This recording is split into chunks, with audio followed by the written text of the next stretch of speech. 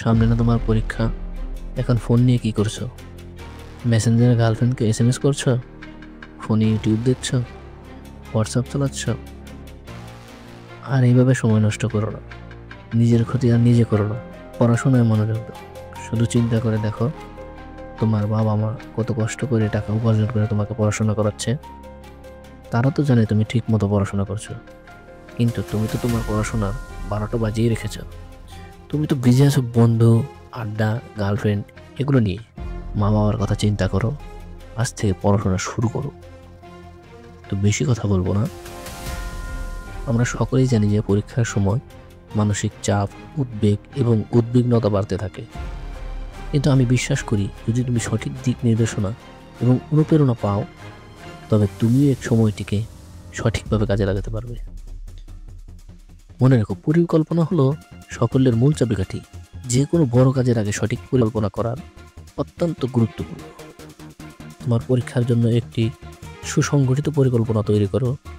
কোন বিষয়ে বেশি গুরুত্বপূর্ণ, কোন অধ্যায়গুলি বেশি মনোযোগ দাবি করে, কোন সময় কোন বিষয়ে পড়বে, এসব কিছু একটি পরিকল্পনা করে ফেলো।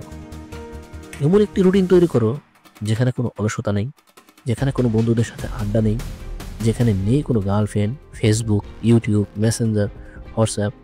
অধ্যবসায় এবং পরিশ্রমের কোনো বিকল্প নেই। আমরা প্রায়ই সফল ব্যক্তিদের গল্প শুনি, যারা কঠোর পরিশ্রম এবং অধ্যবসায়ের মাধ্যমে নিজেদের লক্ষ্যে পৌঁছেছে। তোমরা যখন পড়াশোনা করছো, তখন পুরো মন দিয়ে বলো, যে কোনো বাধা অতিক্রম করা সম্ভব যদি তুমি ইচ্ছাশক্তি এবং অধ্যবসায় নিয়ে এগিয়ে চলো। পরিশ্রম এবং অধ্যবসায়ী সাফল্যের মূল চাবিকাঠি। আত্মবিশ্বাসের সাথে চলো, নিজেকে বিশ্বাস করো। তোমার ক্ষমতা এবং দক্ষতা, তার প্রতি বিশ্বাস রাখো। আমরা প্রায়ই নিজেদের নিয়ে সমালোচনা করি, কিন্তু মনে রাখতে হবে, আমাদের ভিতরে অসীম ক্ষমতা আছে। সবাই তো সমালোচনা করবেই। তুমি ওদিকে কান না দিয়ে তোমার লক্ষ্যে অটুট থাকো। আত্মবিশ্বাসের সাথে তুমি কিছু করে দেখাও।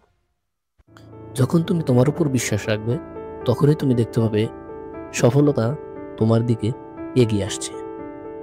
শারীরিক ও মানসিক স্বাস্থ্য ভালো রাখলে পড়াশোনার মান বাড়ে। প্রতিদিন সঠিক খাদ্য অভ্যাস তৈরি করো, পর্যাপ্ত পরিমাণে ঘুমাও, ব্যায়াম করো, নিয়মিত বিরতি নাও, যাতে মানসিক চাপ কমে। তোমার পড়াশোনার পরিবেশ এবং পদ্ধতি অত্যন্ত গুরুত্বপূর্ণ।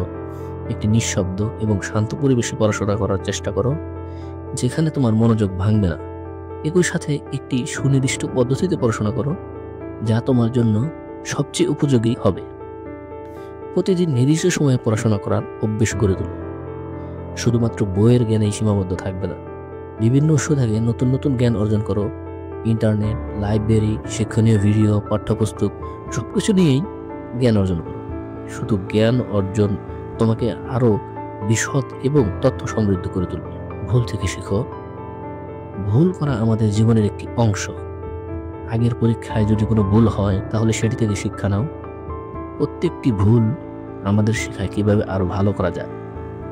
ভুল থেকে শেখা আমাদের উন্নতির মূল মন্ত্র। সবসময় ইতিবাচক চিন্তা করো। কোনো নেতিবাচক চিন্তা বা কথা মনের মধ্যে প্রবেশ করতে দেবে না। সাফল্য এবং ব্যর্থতা জীবনের অংশ, কিন্তু ইতিবাচক মানসিকতা তোমাকে সবকিছু অতিক্রম করতে সাহায্য করবে। তোমার জীবনে এমন কিছু মানুষ থাকবে যারা তোমাকে সবসময় অনুপ্রাণিত করবে।